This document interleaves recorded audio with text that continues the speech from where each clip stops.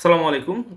আজকে জিএসটির বি ইউনিটের প্রশ্ন, যেটা গতকাল 3 মে 2024 অনুষ্ঠিত হয়েছে, সেই জিএসটির বি ইউনিটের ইংরেজি অংশের কিছু গ্রামার পার্ট, যেগুলো গ্রামারগুলো বেসিক্যালি আমরা পড়ি, গ্রামার পার্ট আর বাকি যেটা আছে মেমোরাইজিং পার্ট, স্পেলিং বা লিটারেচার বা বা আপনার টেক্সট বুক প্যাসেজ থেকে যেগুলো এসছে, সেগুলো নিয়ে আমি কথা বলছি না, সেগুলো আপনারা একটু নিজে নিজে মিলাবেন বা পরে কোনো সময় সময় পেলে ইনশাল্লাহ কথা হবে সেটা নিয়ে। সো একটু খেয়াল করা যাক যে গ্রামার পার্ট থেকে যে প্রশ্নগুলো এসছে, হ্যাঁ, সেই প্রশ্নগুলার আসলে কোথায় আমরা পড়ি, আমাদের যে বেসিক্যালি আমি যেগুলো পড়াই সেগুলোর মধ্যে পাওয়া গেছে কিনা বা এক্সেপশনাল কিছু এসছে কিনা সেটা একটু দেখার চেষ্টা করবো, ঠিক আছে? So let's see.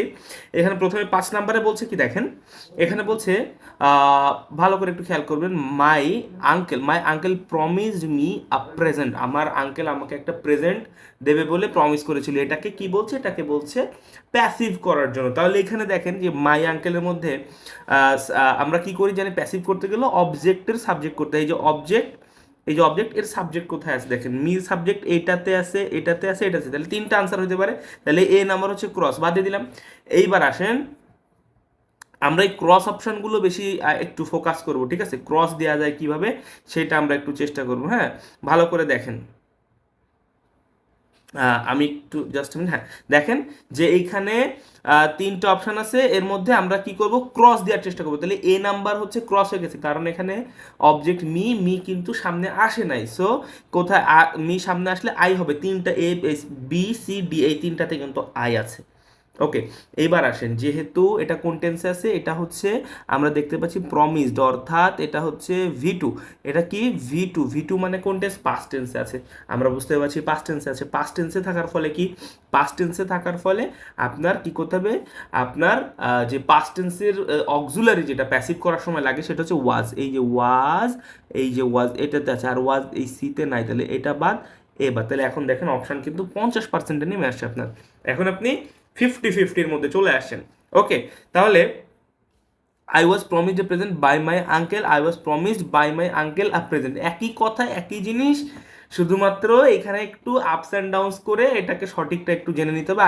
I was promised a present, তাহলে দেখেন I was promised a present object, আমরা জানি যে কি সাবজেক্টের অবজেক্ট, ঠিক আছে? সাবজেক্টের কি, সরি, অবজেক্ট প্যাসিভ করতে গেলে অবজেক্টের subject plus be verb plus V three plus object নিয়ে আসতে হয়, তারপরে যে বাই দিতে হয়, অবজেক্ট আগে আনতে হয় তারপরে বাই দিতে হয়। তাহলে এইখানে ভালো করে একটু খেয়াল করে দেখেন, এই যে এই যে বি নাম্বারে এটা সঠিক আনসার, কারণ এইখানে এই যে ভার্বের পরে বি ভার্ব, এই যে তারপরে মেইন ভার্ব, তারপরে অবজেক্টটা আছে, তারপরে বাই আছে, কিন্তু এইখানে সেইটা নাই বলে ক্রস। আমরা জেনারেল থিওরি দিয়ে আনসারটা মিলাই দিতে পারলাম। ওকে, সো এটার আনসার হচ্ছে কি, এটার আনসার হচ্ছে এই যে এইটা আনসার, এইটা সঠিক অ্যান্সার বি। ওকে, ক্লিয়ার? আচ্ছা, যদি ক্লিয়ার হয় তাহলে এবার আমরা 5 থেকে চলে যাই। এবার দেখি কোনটা দাগানো আছে। 10 নম্বরে, সরাসরি 10-এ চলে আসি আমরা। 10-এ কি বলতেছে? 10-এ বলছে having a degree from world famous institution is not dash for a developing a mind. Okay, developing a mind, আমি একটু জাস্ট, হ্যাঁ, ওকে, আর একটু দেখার সুবিধাতে, ওকে ফাইন। বলতেছে যে having a degree from world famous institution is not dash for developing a Nobel mind. বলছে একটা, এটা গ্রামার না, এটা একটু বেসিক সেন্সের কোশ্চেন, তাও আমি একটু দেখানোর চেষ্টা করছি কারণ এখানে একটা ব্যাপার আছে, হ্যাঁ। এখানে দেখেন বলতেছে যে হ্যাভিং আ ডিগ্রি মানে ডিগ্রি, একটা ফেমাস ইউনিভার্সিটিতে ফেমাস ইউনিভার্সিটির থেকে ডিগ্রি থাকাটা কি ম্যান্ডেটরি নয়, নাকি ইম্পর্টেন্ট না, বেনিফিশিয়াল, এটা দরকার নেই, এটা আসে না, হেল্পফুলও আসে না, হয় ম্যান্ডেটরি না ইম্পর্টেন্ট, এই দুইটার মধ্যে অপশন মাথার মধ্যে ঘোরাফেরা করে। ওকে, এই দুইটার মধ্যে অপশন ঘোরাফেরা করে। তো এখন বলতে পারেন যে ম্যান্ডেটরি দেবো না কেন, ইম্পর্টেন্টও বা দেবো না কেন, কোনটা দেবো? আমি যদি বলি ম্যান্ডেটরি, আপনারা বলতে পারেন ইম্পর্টেন্ট। আমি যদি বলি ইম্পর্টেন্ট, আপনারা বলতে পারেন ম্যান্ডেটরি। তো আমি বলছি যে ইম্পর্টেন্টটা হচ্ছে গুরুত্বপূর্ণ নয়, অবশ্যই গুরুত্বপূর্ণ হতে পারে কিন্তু বাধ্যতামূলক নয়। আপনি চিন্তা করে দেখেন, আপনি সবচেয়ে বেশি চিন্তা করার পরে আপনার কাছে এই শব্দটাই অ্যাপ্রোপ্রিয়েট বলে মনে হবে এবং এটাই হচ্ছে কারেক্ট আনসার। ক্লিয়ার? ওকে, এটা হচ্ছে আমাদের কয় নাম্বার? 11 নাম্বার। 10 নাম্বার গেল, এবার আসেন 11 নাম্বার দেখি। 11 নম্বরে বলছে যে by the end of the meal some people take a few glasses of water. খাওয়ার শেষে এই পুরোটা খাওয়ার শেষে, by the end of the meal মানে হচ্ছে খাওয়ার শেষে, খাবার শেষ করে, some people take a few glasses of water, কিছু লোক বেশ কিছু গ্লাস পানি খেয়ে ফেলে, তাই তো? তাহলে বলতেছে by the end of the meal, এই অংশটুকু হচ্ছে কি? Noun phrase, prepositional phrase, adjective phrase নাকি অ্যাডভার্বিয়াল ফ্রেজ? আপনারা এখানে আনসার দেওয়া আছে, তারপর আমি বলি অনেকে বাই দেখে মনে করতে পারে যে এটা প্রিপোজিশনাল ফ্রেজ, বাট বাই দেখেই কিন্তু প্রিপোজিশনাল ফ্রেজ হবে না। এটা যে প্রিপোজিশনাল ফ্রেজ না, আপনি প্রথমেই বুঝে যাবেন, কারণ এর শেষে প্রিপোজিশন নাই। এর শেষে প্রিপোজিশন নাই। প্রিপোজিশনাল ফ্রেজের শুরুতে প্রিপোজিশন থাকে, শেষে যাও প্রিপোজিশন থাকে। আর যদি এরকম না হয়, প্রিপোজিশন দিয়ে শুরু হয় কোনো ফ্রেজ, তাহলে আমরা বুঝে নেবো যে ওটা হচ্ছে অবভিয়াসলি অ্যাডভার্বিয়াল ফ্রেজ। তাছাড়াও আরও যে অ্যাডভার্ব খুঁজে পাওয়ার যে নিয়মটা আছে, সেটা হচ্ছে how, where, when, why, how often. কি বলছি? হাউ, ওয়ার, হোয়েন, এটা আমরা প্রচুর পড়ি। How, where, when, why. আর একটা হচ্ছে হাউ ওফেন। কি বলি? How often. এই যে হাউ ওফেন, এই কয়টাতে যখন প্রশ্ন করবেন, এই কয়টাতে যখন প্রশ্ন করবেন, যখন প্রশ্ন করে আপনি আনসার খুঁজে পাবেন, তখন বুঝবেন যে সেটা হচ্ছে অ্যাডভার্ব। তাহলে দেখেন, কখন, আমি যদি বলি যে কখন, হোয়েন, হোয়েন দিয়ে আমি প্রশ্ন করবো যে কখন গ্লাস অফ ওয়াটার খায়, পানি খায়, বাই দ্য এন্ড অফ মিল, খাবার শেষে, তাহলে এটা একটা অ্যাডভার্বের কাজ করছে বলে এই ফ্রেজটা হচ্ছে অ্যাডভার্বিয়াল ফ্রেজ। কারেক্ট? ওকে, বুঝে গেছে? That's fine. তাহলে এবার আমরা 13 নম্বরটা দেখব। 13 নম্বরে এখানে কি বলছে? ইট ওয়াজ 10 to 12, most of the shop dash just close. Just, just now, already, yet, lately, এইগুলো থাকলে কি হয়? প্রেজেন্ট পারফেক্ট টেন্সে তখন হ্যাভ হ্যাজ প্লাস কি করতে হয়? হ্যাভ বা হ্যাজ প্লাস কি করতে হয়? তখন হ্যাভ হ্যাজ প্লাস V3 করতে হয়, রাইট? এই যে তাই করা হয়েছে এখানে, খেয়াল করে দেখেন। It was just 10 to 12, the most of the shops, এই যে শপস থাকার কারণে আমরা প্লুরাল হ্যাভ নেব, আর এই পাশে V3 আছে, সেই V3 বসে গেছে, ঠিক আছে? জাস্ট থাকার কারণে বুঝতে পারছি যে প্রেজেন্ট পারফেক্ট হবে বলে এখানে হ্যাভ বা হ্যাজ হবে, ঠিক আছে? তো এখানে তো হ্যাজ নাই, হ্যাভ আছে, হ্যাভ প্লাস V3, আনসার হচ্ছে হ্যাভ। ক্লিয়ার? ওকে, তাহলে আমি এখনো পর্যন্ত গ্রামার সাইটগুলো দেখতে পাচ্ছি যে মোটামুটি বেসিকের উপরে আছে, কোনো সমস্যা হওয়ার কথা না। সো এই জিনিসগুলো এখন আমরা আরেকটু দেখবো, দেখার পরে পরবর্তীতে চলে যাচ্ছি। ওকে, লেটস গো। সো এখানে 14 নাম্বার থেকে একটু খেয়াল করা যাক। এখানে বলছে শি, কি বলছে? She, she dash wash the, sorry, plates in the kitchen, leaving her study. এই প্রশ্নটা এত বেশি ক্রিটিক্যাল আমি বলবো আপনাদের জন্য, কারণ এই ক্রিটিক্যাল বলার কারণ হচ্ছে বিকজ এই বিষয়টা অনেকেরই মাথায় আসবে না। নিডের ব্যবহার যদি না জানি আমরা, বেসিক্যালি এই জিনিসটা খুব টাফ মনে হবে, আনসার করলেই ভুল হওয়ার সম্ভাবনা এখানে আছে। সো একটু বোঝার জন্য আমি রিকোয়েস্ট করতে চাই। সো দেখেন, যারা আনসার করছেন বা পরবর্তীতে যারা আছেন, এইচএসসি বা যারা দিচ্ছে বা পরবর্তী যারা আসবে, সে তাদের জন্য একটু বলি যে খেয়াল করতে হবে শি ড্যাশ। আচ্ছা, এইখানে আমি একটা জিনিস বলি, এইখানে যে ওয়াশ, হ্যাঁ, এই ওয়াশটা কিন্তু V1। আগে আমি বলি এই ওয়াশটা কিন্তু, সরি,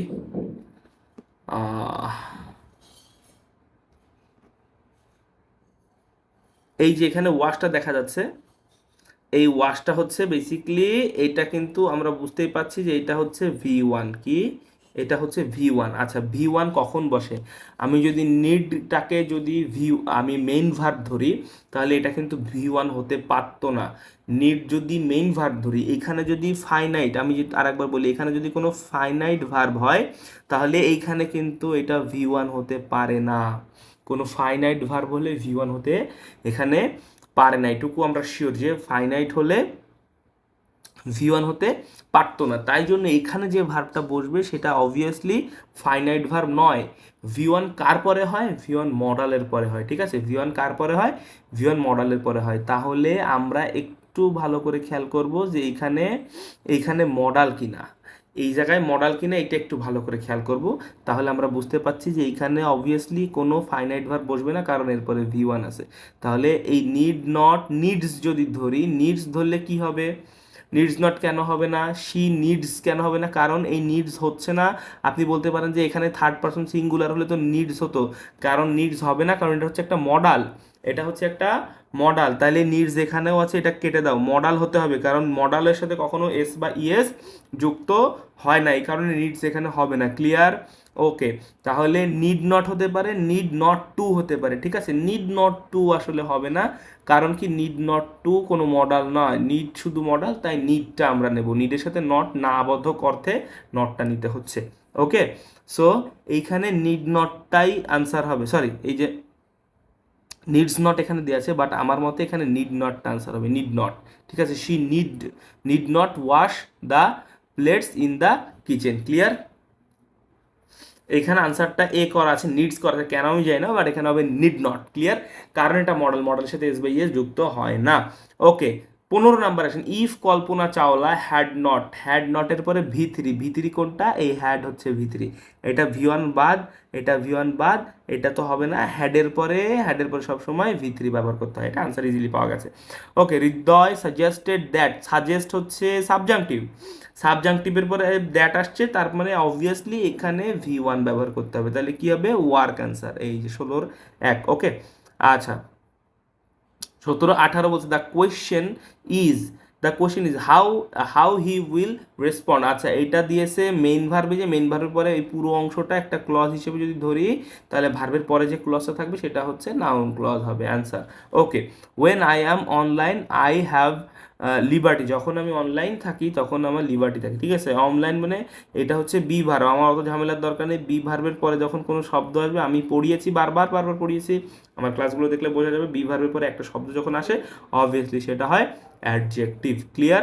দেখে মনে হতে পারে যে এটা হচ্ছে অ্যাডভার্ব, মনে করতে পারে অনেকে, বাট এটা অ্যাডজেক্টিভ। বি ভার্বের পরে একটা শব্দ আসলে অবভিয়াসলি সেটা হতে হয় adjective. Okay, find the incorrectly spelled ওয়ার্ডটাকে খুঁজে বের করতে বলছে। ঠিক আছে, ইনকারেক্টলি কোন ওয়ার্ড? এখানে ম্যানিফেস্টেশনটা হচ্ছে ইনকারেক্টলি ওয়ার্ড। ঠিক আছে, MANI হবে ম্যানিফেস্টেশন, MA হবে এখানে, MA হবে ম্যানিফেস্টেশন। ঠিক আছে, মানে আবির্ভাব বা বহিঃপ্রকাশ। ক্লিয়ার?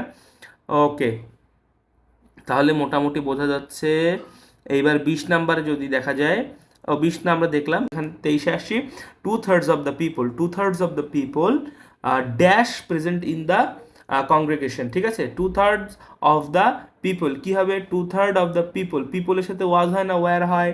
পিপলের সাথে ওয়াজ হয়, রাইট? 2/3 দেখে অনেকে মনে করতে পারে were, but this is not answer. 2/3 of the people, people was. ঠিক আছে, এখানে ওয়াজ দিতে হবে। 2/3 এর সাথে কিন্তু কোনো সম্পর্ক না। ঠিক আছে, 1/3, 2/3 এগুলোর সাথে কিন্তু ভার্বের কোনো সম্পর্ক নেই, এর পরবর্তী যে অংশটা তার সাথে সম্পর্ক। এখানে পিপল আছে, তাই হবে ওয়াজ। ক্লিয়ার? ওকে, আচ্ছা, এবার 24 নাম্বারে আসো। 24 নাম্বারে বলতেছে যে চুজ দ্য ইনকারেক্ট আনসার। এখানে একটু খেয়াল করতে হবে, চুজ দ্য ইনকারেক্ট আনসার বলছে যে neither you nor a he is in a crisis. ঠিক আছে, neither you or nor he is, তাহলে আইদার অর নাইদার নরের কি হয়? আইদার অর নাইদার নরের নিয়মে নাইদার ইউ নর হি, তাহলে এর কাছাকাছি subject is in a crisis দেখে ফাইন্ড আউট করতে হবে verb. He রিফ্রেন্ড himself from talking any medicine, taking any medicine. He resembles, বলতেছে চুজ দ্য ইনকারেক্ট, সব ভুলটা বের করতে বলছে। দেখেন, এখানে ঠিক আছে, এটাও ঠিক আছে, এই পরেরটা অনুযায়ী সাবজেক্ট হয়েছে, এটাও ঠিক আছে। এইবার দেখেন হি রিজেম্বলস, এই জায়গাটা আমি সবসময় বলি, এটা আমাদের প্রিপোজিশনের ক্লাসে আমি সবসময় বলি যে রিজেম্বলসের সাথে টু দেওয়া হয়েছে এখানে, কিন্তু রিজেম্বল এমন একটা প্রিপোজিশন, এমন একটা শব্দ যার সাথে কোনো প্রিপোজিশনের প্রয়োজন পড়ে না, তো এখানে টু দিয়েই এখানে ভুল করে ফেলছে। ঠিক আছে, এই এই হ্যাং ফর মার্ডার এটাও ঠিক আছে। সো ইয়েট হচ্ছে পুরো বাক্য, yet ensuring drinking water cleanliness and hygiene was a big challenge.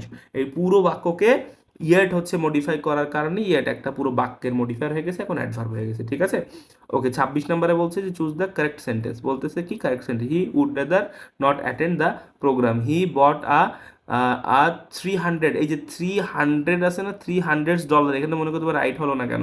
কারণ এই যে এটা একটা কম্পাউন্ড অ্যাডজেক্টিভের সাথে এস যুক্ত হয় না, মনে রাখতে হবে। ঠিক আছে, এই যে কম্পাউন্ড অ্যাডজেক্টিভের সাথে কি যুক্ত হয় না? এস যুক্ত হয় না, এইখানে এস যুক্ত হয়ে গেছে, এটা হবে না।